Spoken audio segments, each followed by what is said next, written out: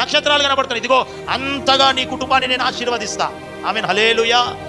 నీ కుటుంబాన్ని నేను ఆశీర్వదిస్తా అన్నప్పుడు ఆ వాగ్దానాన్ని ఇస్సాకు పట్టుకొని ప్రార్థన చేసినట్ట. రాత్రి మోకరించి ఆ రాత్రి ప్రార్థన చేసుకుంటూ చేతులెత్తి కన్నీటితో వాగ్దానాన్ని చేతపట్టుకొని ఆ ప్రవచనాన్ని చేతపట్టుకొని ప్రార్థన చేస్తూ ఉన్నాడంట. ఆ రాత్రి అంతా ప్రార్థన చేస్తూ ఉన్నాడంట. ఉదయం తెల్లవారంగానే ఒక వార్త వింటాడు. ఇదిగో రిబ్కమ్మ గర్భవతి అయింది. ఆమేన్, హల్లెలూయా, హల్లెలూయా. ఇదిగో ఎండిన పరిస్థితులలోనికి నా దేవుడు ఏం చేస్తాడంట? జీవాన్ని ఇస్తాడు. ఎండిన ఎముకలనే మార్చిన దేవుడు, జీవం ఇచ్చిన దేవుడు. నీవు కనకుండా ఉన్న గర్భాన్ని తెరవలేడా? నీ అప్పుని తీర్చేయలేడా? నీ సమస్యని తీసేయలేడా? నీ ఇరుకులు ఇబ్బందులను తీసేయలేడా? నీకు వివాహం చేయలేడా?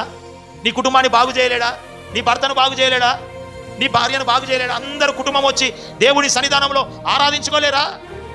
ఆ దేవుడు అంటాడు, ఆయనకు అసాధ్యమైనదంటూ ఏది లేదు.